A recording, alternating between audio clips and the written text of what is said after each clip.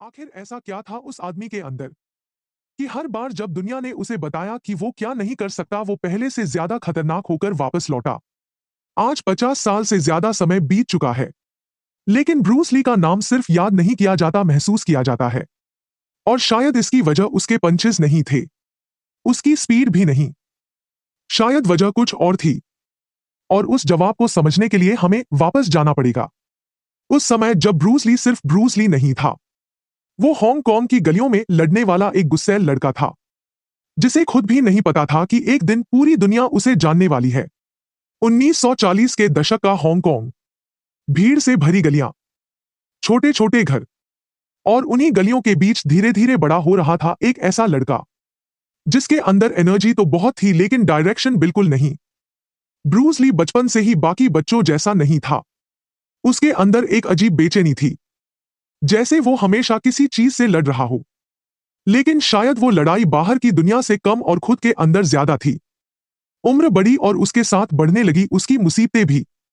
Street fights उसके लिए कोई नई बात नहीं थी। कभी किसी से बहस, कभी किसी गैंग के साथ झगड़ा, कभी किसी बात पर हाथापाई। धीरे धीरे ये सब इतना आम हो गया कि उसके पेरेंट्स को डर सताने लगा। उन्हें डर था, अगर हालात ऐसे ही रहे तो एक दिन ये लड़का ऐसी मुसीबत में फंस जाएगा जहां से वापसी आसान नहीं होगी। और शायद यही वो पल था जब उन्होंने एक ऐसा फैसला लिया जिसने ब्रूस ली की पूरी जिंदगी बदल दी। उसे अमेरिका भेज दिया गया। सिर्फ 18 साल की उम्र, जेब में बहुत ज्यादा पैसे नहीं थे, और सामने एक ऐसी दुनिया थी जो उसके लिए बिल्कुल नई थी। लेकिन नई दुनिया का मतलब हमेशा आसान शुरुआत नहीं होता, क्योंकि अमेरिका पहुंचने के बाद ब्रूस ली को बहुत जल्दी एहसास होने लगा कि वो यहां भी अलग था। उसका चेहरा अलग था, उसकी कल्चर अलग थी, और शायद सबसे बड़ी बात, वो उस सांचे में फिट नहीं होता था जिसमें दुनिया लोगों को देखना पसंद करती है। लेकिन अजीब बात यह थी कि ब्रूस ली कभी फिट होने की कोशिश करने वालों में से था ही नहीं। उसे बचपन से एक चीज पसंद नहीं थी, किसी बॉक्स के अंदर बंद होना। और शायद यही वजह थी कि मार्शल आर्ट्स उसके लिए सिर्फ सेल्फ डिफेंस नहीं था, वो खुद को समझने का एक तरीका बनता जा रहा था। इसी दौरान उसने यूनिवर्सिटी ऑफ वॉशिंगटन में एडमिशन लिया। दिन में पढ़ाई और बाकी समय मार्शल आर्ट्स। धीरे धीरे लोग उसकी तरफ खिंचने लगे क्योंकि उसके अंदर कुछ अलग था। वो सिर्फ टेक्निक्स नहीं सिखाता था, उसके अंदर एक अलग तरह की इंटेंसिटी थी। और यही इंटेंसिटी जल्द ही उसे एक ऐसे फैसले तक ले जाने वाली थी जिससे ट्रेडिशनल मार्शल आर्ट्स कम्युनिटी नाराज हो जाती। लेकिन ब्रूस ली को शायद कभी लोगों को खुश करने में दिलचस्पी थी ही नहीं। उसे हमेशा सच्चाई में ज्यादा दिलचस्पी थी। ब्रूस ली को हमेशा लगता था कि मार्शल आर्ट्स का मकसद सिर्फ लड़ना नहीं है, उसके लिए ये खुद को एक्सप्रेस करने का एक तरीका था। और शायद यही वजह थी कि वो उन नियमों से कभी पूरी तरह संतुष्ट नहीं हो पाया जिन्हें बाकी लोग बिना सवाल किए मान लेते थे। उस दौर में मार्शल आर्ट्स की दुनिया कई हिस्सों में बंटी हुई थी।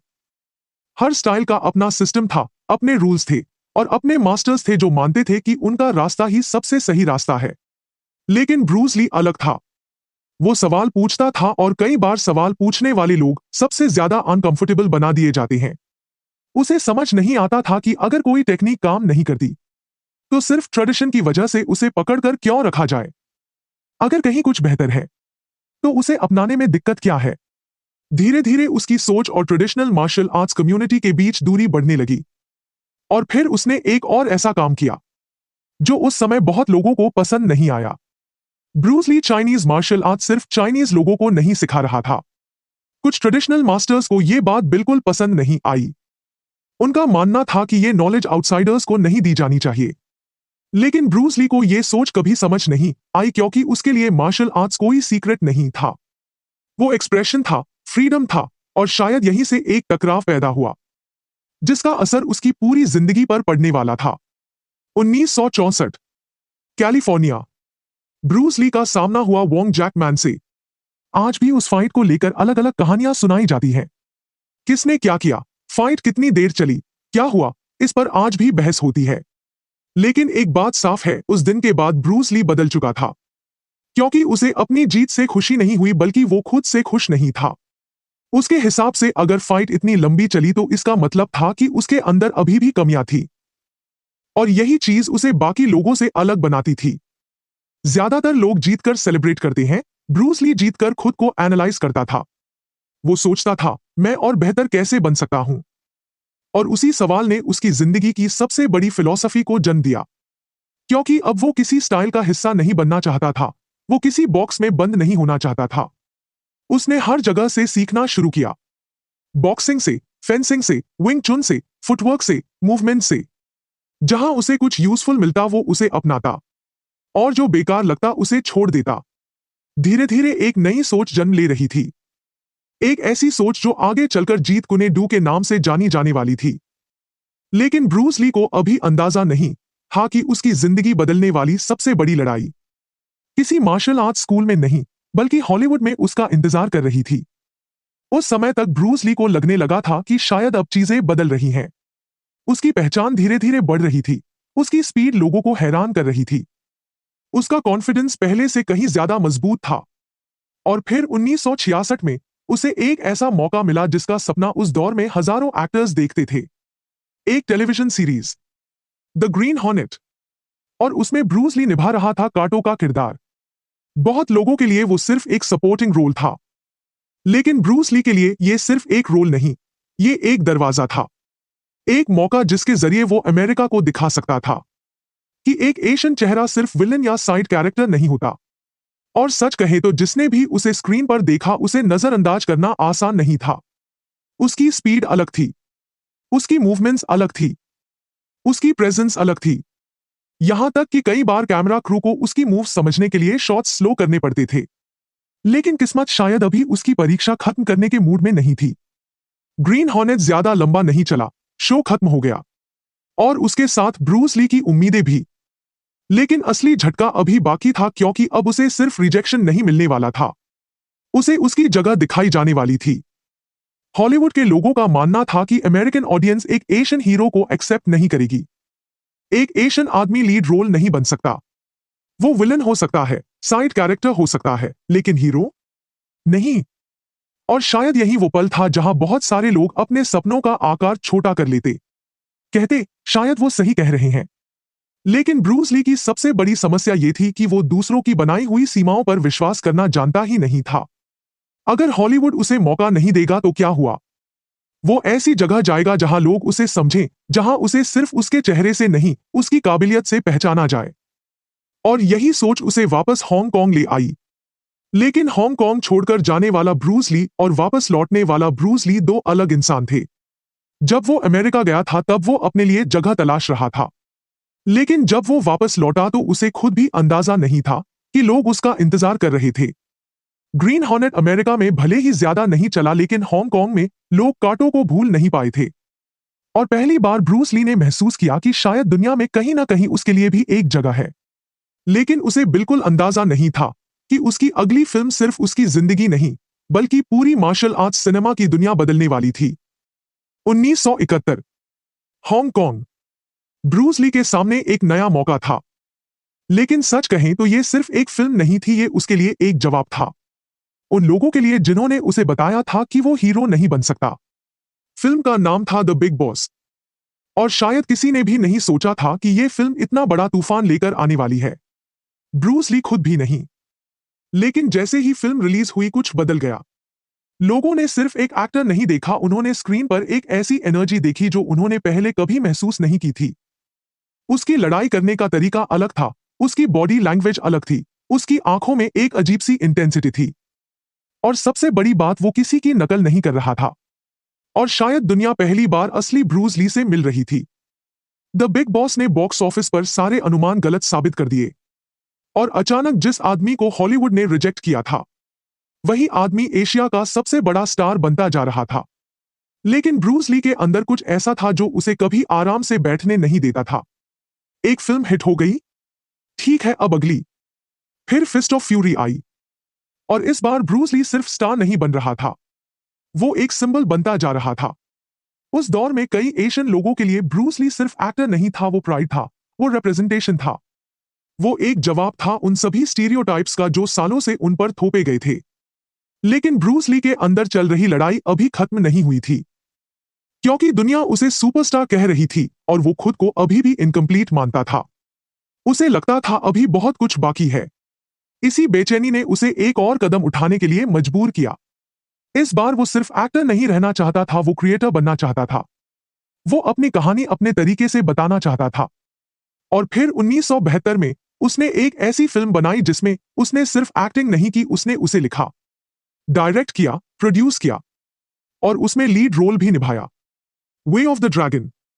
और इसी फिल्म में दुनिया ने देखा सिनेमा हिस्ट्री के सबसे आइकॉनिक फाइट्स में से एक, रोम कोलोसियम, दो आदमी, एक तरफ ब्रूस ली, दूसरी तरफ चक नॉरिस। लेकिन उस फाइट को यादगार पंचेस ने नहीं बनाया, उसे यादगार बनाया उस इमोशन ने। क्योंकि स्क्रीन पर लड़ाई दो लोगों के बीच नहीं थी, वो दो फिलॉसफीज के बीच थी। और जब दुनिया उस फाइट की दीवानी हो रही थी, ब्रूस ली की नजर कहीं और थी। उसका सपना अब एशिया से बड़ा हो चुका था, बहुत बड़ा। वो वहीं वापस जाना चाहता था जहां से उसे कभी रिजेक्ट किया गया था। लेकिन इस बार हालात बदल चुके थे, अब ब्रूस ली मौका मांगने नहीं जा रहा था। अब हॉलीवुड ब्रूस ली के साथ काम करना चाहता था। और कुछ ही समय बाद एक ऐसा प्रोजेक्ट शुरू हुआ जो उसे हमेशा के लिए अमर बना देने वाला था। लेकिन किस्मत के पास उसके लिए कुछ और ही लिखा हुआ था। 1973 ब्रूस ली के लिए सब कुछ वैसा ही हो रहा था जिसका उसने कभी सपना देखा था। जिस हॉलीवुड ने कभी उसे रिजेक्ट कर दिया था, अब वही हॉलीवुड उसके साथ काम कर रहा था।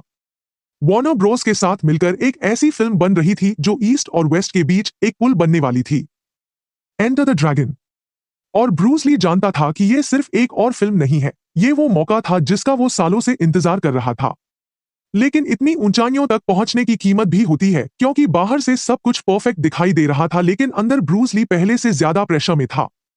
दिन रात काम, लगातार training, script, meetings, shooting, perfection. वो हर चीज को परफेक्ट बनाना चाहता था। और उसकी सबसे बड़ी ताकत धीरे धीरे उसकी सबसे बड़ी कमजोरी भी बनती जा रही थी। ब्रूस ली खुद को कभी आराम देना जानता ही नहीं था। उसके लिए हमेशा कुछ और करना बाकी रहता था, कुछ और बेहतर बनाना बाकी रहता था। और फिर 20 जुलाई 1973 हांगकांग। कोई नहीं जानता था कि यह दिन इतिहास में दर्ज होने वाला है। ब्रूस ली सिर्फ 32 साल का था और अचानक एक खबर ने पूरी दुनिया को झकझोर दिया। ब्रूस ली अब इस दुनिया में नहीं रहा। सब कुछ इतना अचानक हुआ कि लोगों को यकीन ही नहीं हुआ। कैसे, क्यों, क्या हुआ था? सवाल बहुत थे। और आज भी कुछ सवाल पूरी तरह खत्म नहीं हुए हैं। लेकिन एक बात साफ थी, दुनिया ने सिर्फ एक एक्टर नहीं खोया था, सिर्फ एक मार्शल आर्टिस्ट नहीं खोया था। दुनिया ने एक ऐसा इंसान खो दिया था जो अभी बहुत कुछ करना चाहता था। और सबसे अजीब बात, एंटर द ड्रैगन की रिलीज वो खुद देख भी नहीं पाया। जिस फिल्म के जरिए वो पूरी दुनिया तक पहुंचने वाला था, उसी फिल्म की रिलीज से कुछ दिन पहले वो दुनिया छोड़ चुका था। लेकिन कहानियां हमेशा इंसानों के साथ खत्म नहीं होती। कई बार वो उनके जाने के बाद शुरू होती हैं। एंटर द ड्रैगन रिलीज हुई और देखते ही देखते ब्रूस ली सिर्फ एशिया का स्टार नहीं रहा, वो पूरी दुनिया का नाम बन गया। मार्शल आर्ट्स बदलने लगे, मूवीज बदलने लगी, नई पीढ़ियां इंस्पायर होने लगी। और आने वाले सालों में दुनिया भर के हजारों फाइटर्स, एक्टर्स, एथलीट्स और क्रिएटर्स एक नाम से प्रभावित होने वाले थे। उसकी सबसे बड़ी विरासत थी वो सोच जिसने उसे कभी किसी एक बॉक्स में बंद नहीं होने दिया। वो आदमी जिसने हर जगह से सीखा, हर चीज पर सवाल उठाया और कभी ये एक्सेप्ट नहीं किया कि दुनिया उसके लिए क्या पॉसिबल है और क्या इम्पॉसिबल। ब्रूस ली सिर्फ 32 साल जिया, लेकिन कुछ लोग उम्र से नहीं, इंटेंसिटी से जीते हैं। और शायद इसी वजह से 50 साल बाद भी ब्रूस ली का नाम सिर्फ इतिहास की किताबों में नहीं मिलता, वो जिम्स में मिलता है, मूवीज में मिलता है, बुक्स में मिलता है। और सबसे ज्यादा उन लोगों के अंदर मिलता है जो किसी और के बनाए हुए बॉक्स में फिट होने से इनकार कर देते हैं। ब्रूस ली की कहानी पंचेस और किक्स की कहानी कभी थी ही नहीं। ये कहानी थी एक ऐसे इंसान की जिसने दुनिया की हर लिमिटेशन से पहले अपने डर को हराना सीखा। यही वजह है कि कुछ लोग मरने के बाद भी गायब नहीं होते, वो कहानियां बन जाते हैं। और कहानियां कभी मरती नहीं। अगर ब्रूस ली खुद ये सब सुन रहा होता तो वो अपनी कहानी का अंत इस तरह कभी नहीं देखता, क्योंकि उसके लिए मंजिल जैसी कोई चीज थी ही नहीं। वो हमेशा रास्ते में जीने वाला इंसान था। यही वजह थी कि फेम मिलने के बाद भी उसने खुद को कभी कंप्लीट नहीं माना।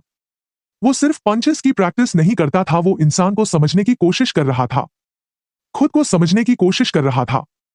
और यही वजह थी कि उसके जाने के 50 साल बाद भी दुनिया सिर्फ उसकी मूवीज को याद नहीं करती। दुनिया उसके शब्दों को याद करती है, उसकी सोच को याद करती है, उसके सवालों को याद करती है। क्योंकि ब्रूस ली आंसर्स देने वाला आदमी नहीं, वो क्वेश्चंस पूछने वाला आदमी था। और उसका सबसे बड़ा सवाल यही था, अगर कोई तरीका काम नहीं कर रहा तो सिर्फ इसलिए उसे क्यों पकड़े रहना, क्योंकि दुनिया ने कहा है कि यही सही तरीका है। और यही सवाल आज भी जिंदा है, क्योंकि वक्त बदल गया है, दुनिया बदल गई है, लेकिन बॉक्सेस अभी भी मौजूद हैं। और हर जनरेशन में कुछ लोग ऐसे पैदा होते हैं जो उन बॉक्सेस में फिट होने से इनकार कर देते हैं। इसी वजह से ब्रूस ली सिर्फ एक नाम नहीं, वो एक आइडिया बन गया, एक रिमाइंडर कि इंसान का सबसे बड़ा दुश्मन हमेशा सामने खड़ा कोई दूसरा इंसान नहीं होता। कई बार वो लिमिटेशंस होती हैं जिन्हें हम सच मान बैठते हैं। और शायद ब्रूस ली की पूरी जिंदगी को अगर एक लाइन में समझना हो तो वो ये होगी कि उसने कभी खुद को एक डेफिनेशन तक सीमित नहीं होने दिया, क्योंकि पानी की तरह वो बदलता रहा, सीखता रहा, बहता रहा, और जरूरत पड़ने पर पत्थरों को भी रास्ता देना पड़ा। ब्रूस ली सिर्फ 32 साल जिया, लेकिन कुछ जिंदगियां लंबी नहीं होती, गहरी होती हैं। दुनिया ब्रूस ली को सिर्फ याद नहीं करती, उसे महसूस करती है। और यही किसी भी इंसान की सबसे बड़ी जीत होती है कि उसके जाने के बाद भी उसकी कहानी लोगों के अंदर जिंदा रहे। 20 जुलाई 1973 एक शरीर चला गया, लेकिन कुछ चीजें शरीर के साथ नहीं जाती, कुछ चीजें विचार बन जाती हैं, कुछ चीजें प्रेरणा बन जाती हैं, और कुछ चीजें कहानियां बन जाती हैं। और कहानियों की सबसे खूबसूरत बात यह होती है कि वो मरती नहीं, वो बस एक इंसान से दूसरे इंसान तक सफर करती रहती हैं। और ब्रूस ली की कहानी भी ऐसी ही एक कहानी है जिसका अंत 1973 में नहीं हुआ था, क्योंकि कुछ लोग अपनी मौत की तारीख से नहीं, अपने असर से जिए जाते हैं, और ब्रूस ली उन लोगों में से एक था।